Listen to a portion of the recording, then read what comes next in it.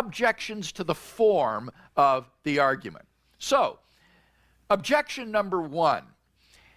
Craig says that he believes in God on the basis of the self-authenticating witness of the Holy Spirit in his heart, not on the basis of the Kalam cosmological argument.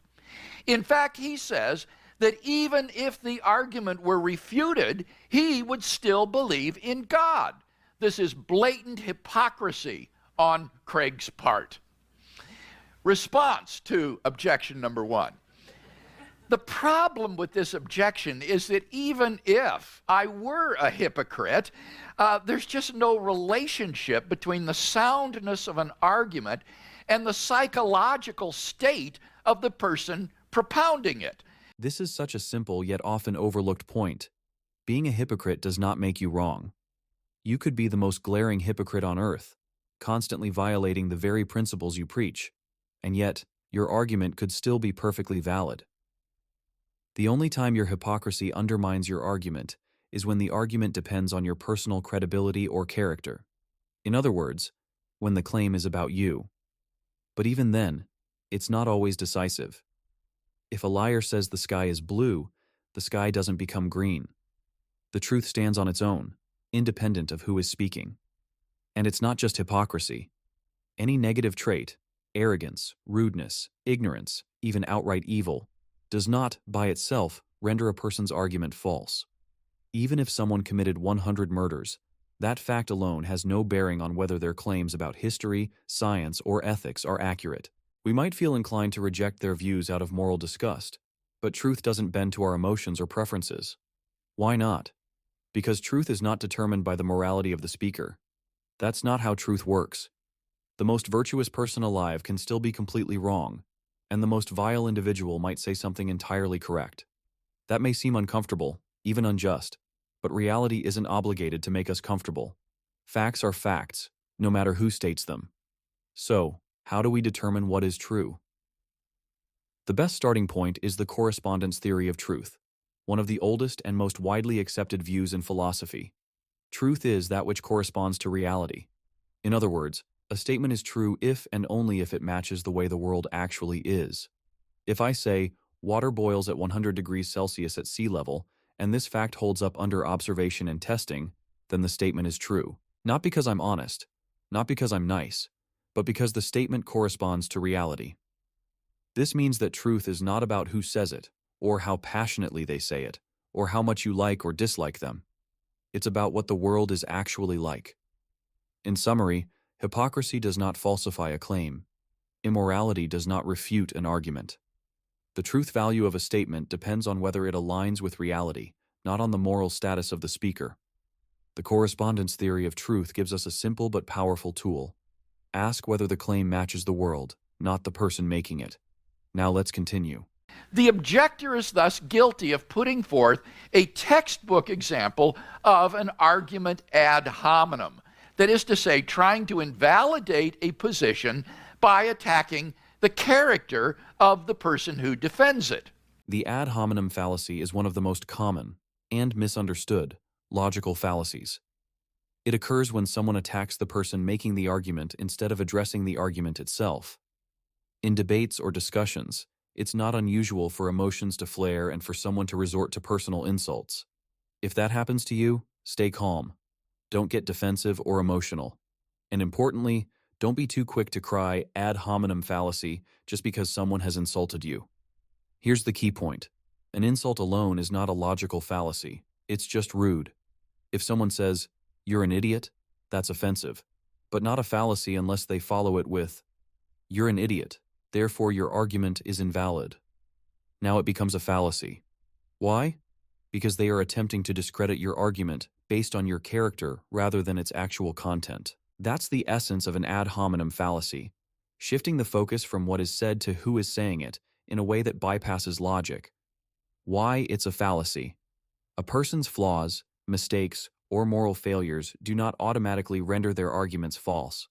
If a hypocrite says something true, it remains true. If someone dishonest tells you 2 + 2 = 4, it's still correct. If someone is deeply flawed in life, that doesn't mean they're wrong in every opinion or judgment. This matters in both public debates and private relationships. Just because someone has done wrong doesn't mean they are wrong. It's a fallacy to assume their ideas are invalid because of their personal failings. That said, not all references to a person's background or traits are fallacious. Sometimes they are relevant to credibility. For example, if someone with no background in chemistry makes bold claims about chemical reactions, it's reasonable to be skeptical. If someone points out, "This person has no formal training, so we should be cautious," that's not an ad hominem fallacy. It's a valid appeal to expertise. The difference lies in why the person is being criticized. If it's to evaluate the likelihood that their claims are informed, it may be reasonable. If it's used to avoid addressing the actual argument, it's a fallacy. In short, dismissing an argument because of who said it is usually flawed. Questioning someone's expertise as a factor in the strength of the argument can be valid.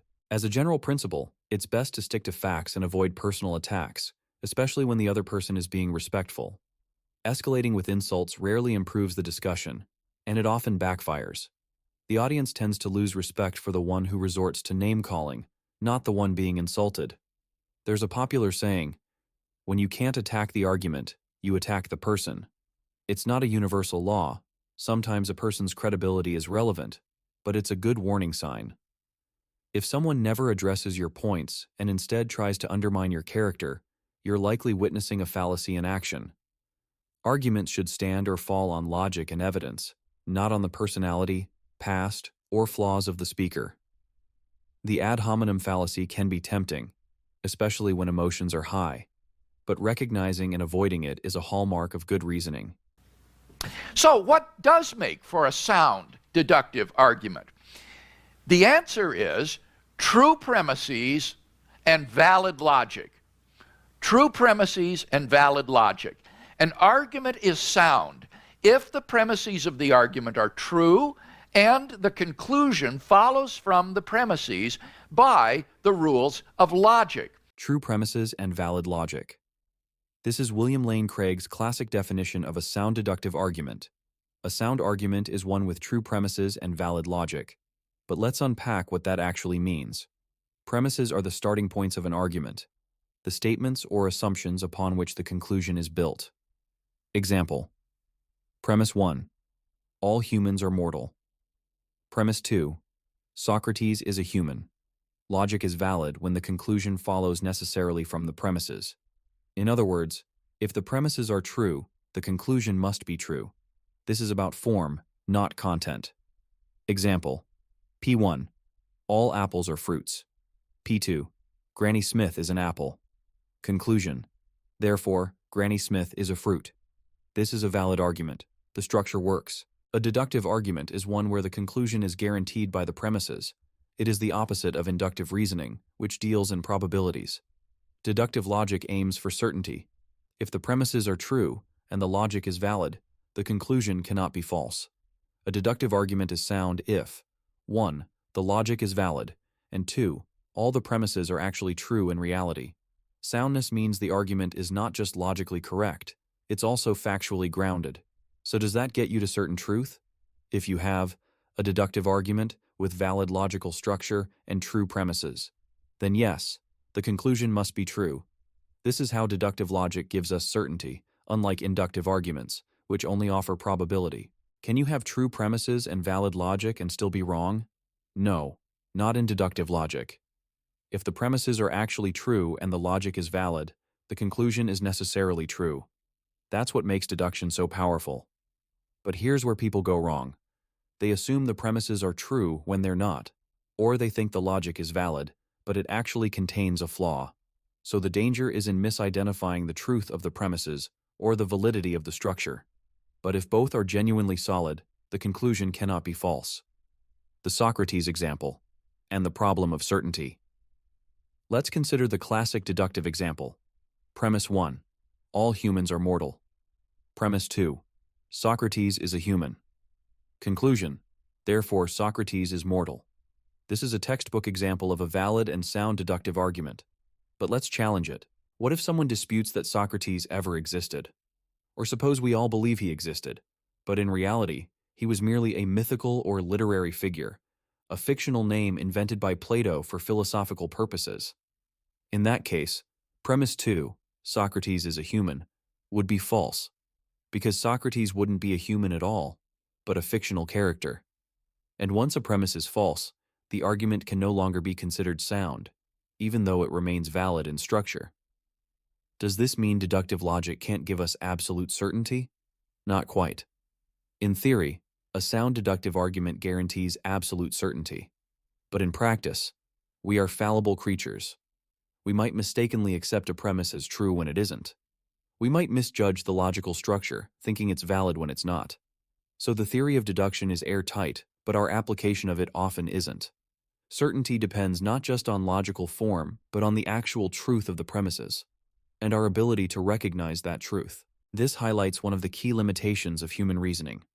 In real-life debates, philosophical inquiries, or scientific discussions, we often can't verify premises with absolute certainty. We may be confident, but not infallible. As a result, many conclusions we accept are highly probable, but not absolutely guaranteed. Still, this doesn't invalidate deductive reasoning. It just shows that our ability to produce sound arguments is often limited by epistemic uncertainty. Deductive arguments, when truly sound, offer certainty. But the challenge lies in knowing for sure that the premises are true and the logic is flawless. That's where doubt enters, not from the logic itself, but from our imperfect grasp of reality. Even so, through critical thinking, evidence, and rigorous reasoning, we can often achieve a very high degree of confidence, enough to guide action, policy, and belief with integrity. The soundness of the Kalam cosmological argument is thus entirely independent of me. The argument was, after all, defended by the medieval Muslim theologian Al-Ghazali 1,000 years before I was born. If the argument is sound, it was sound then. If the argument is sound, it was sound during the Jurassic period, before anyone had propounded it. My alleged hypocrisy just has nothing to do with the soundness of the argument. William Lane Craig, a leading Christian philosopher and apologist, credits the Muslim theologian Al-Ghazali for his pivotal role in defending what is now known as the Kalam cosmological argument. This may surprise some, as Craig is a devout Christian, yet he openly builds upon the work of an Islamic scholar. But did Al-Ghazali invent the argument? Not entirely. The core idea behind the Kalam cosmological argument, that the universe has a beginning and must therefore have a cause, predates Al-Ghazali and can be traced to earlier Islamic theologians, as well as Christian and Jewish thinkers like Saadia Gaon. However, Al-Ghazali is widely credited with giving the argument one of its most influential and philosophically rigorous formulations, particularly in his work The Incoherence of the Philosophers, where he refuted the Aristotelian view of an eternal universe as defended by Muslim philosophers like Avicenna, Ibn Sina. William Lane Craig explicitly acknowledges that his modern version of the Kalam is directly inspired by Al-Ghazali's formulation, making Ghazali a pivotal figure in the development and transmission of this argument into modern philosophy. Why this matters. This example beautifully illustrates a timeless truth. One should never reject truth simply because it comes from a different tradition. Too often, people disregard ideas not on the basis of merit, but because they originate from a rival worldview or unfamiliar culture. This is a mistake, both ethically and intellectually. In fact, some of the most valuable insights come from those outside our tribe, because they challenge our assumptions and reveal blind spots we didn't even know we had. The value of cross-perspective learning. Whether you're exploring theology, philosophy, law, ethics, it is essential to engage with diverse traditions and viewpoints. Why? 1. Other traditions preserve insights your own may lack. 2. Cross-tradition learning deepens humility. You realize your culture doesn't have a monopoly on truth. 3. Encountering disagreement sharpens thinking. 4. Helps to overcome your blind spots. 5. You learn from their mistakes. And there are plenty of more benefits to learning from other traditions. This is one of the only examples where you can really say diversity is a strength. Al-Ghazali was trying to defend Islamic theism.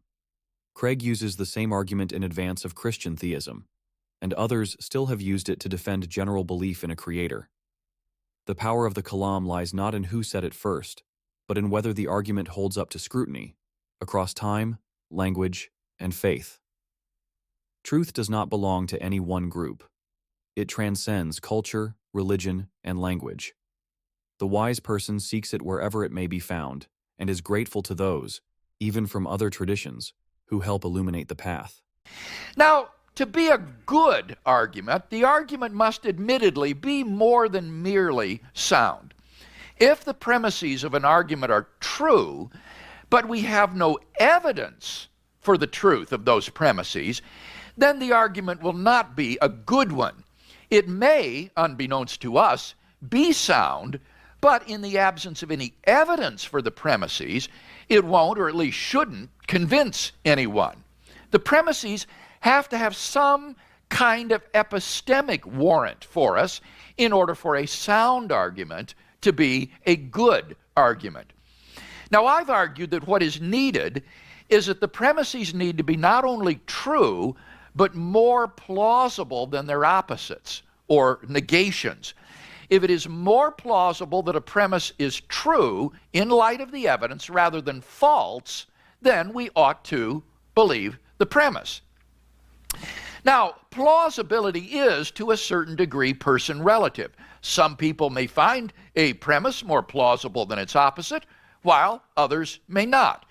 In that sense, the goodness of an argument is not wholly independent of people's psychological states.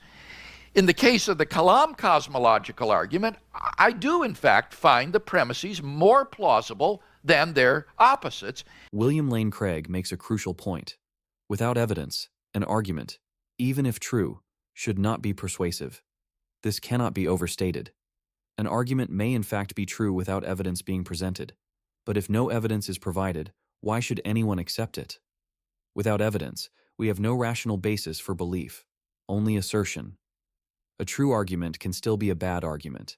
It's important to distinguish. A statement can be true, yet still be a bad argument if it lacks justification. Truth without evidence may exist, but it should generally not compel belief. This principle is essential for intellectual integrity. The burden of proof lies with the one making the claim. If someone presents no evidence, it is rational to withhold belief. This is precisely why most conspiracy theories should not be believed. Not because every one of them is impossible. In fact, given the sheer number of theories, some might very well be true, but because the evidence is overwhelmingly lacking in most cases. Believing something solely because it's possible or not disproven is intellectually reckless. There are thousands of possible conspiracies. If we believe everyone just because it might be true, we risk believing in a sea of falsehoods, and that's not harmless. Believing what is false is not neutral.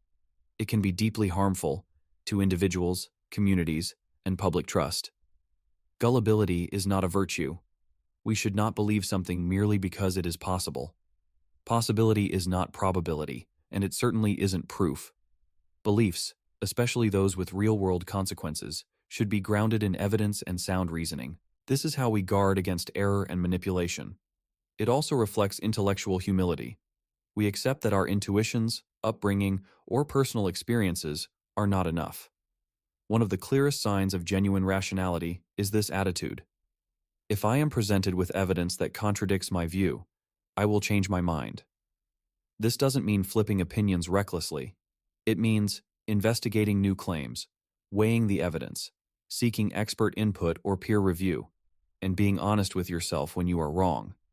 If you've never changed your mind on a major belief, that's a red flag. What are the chances that you were born into the perfect worldview, never once misled by culture, emotion, bias, or misinformation? If you've never experienced a paradigm shift, you're probably stuck in the wrong paradigm. Truth matters, but so does the path to truth. And that path is paved not by mere possibility, but by evidence, reason, and the courage to admit when we're wrong. To believe responsibly is to live responsibly, because beliefs shape actions, and actions shape the world. And therefore, I'm convinced that it is a good argument. I just don't regard the argument as the basis for my belief in God. And I've been quite candid about that. My belief in God is a properly basic belief grounded in the inner witness of God's Holy Spirit. William Lane Craig has said that while he defends the Kalam cosmological argument, he does not base his belief in God solely on it. Instead, He claims his belief in God is a properly basic belief, grounded in the inner witness of the Holy Spirit. But what on earth does that mean?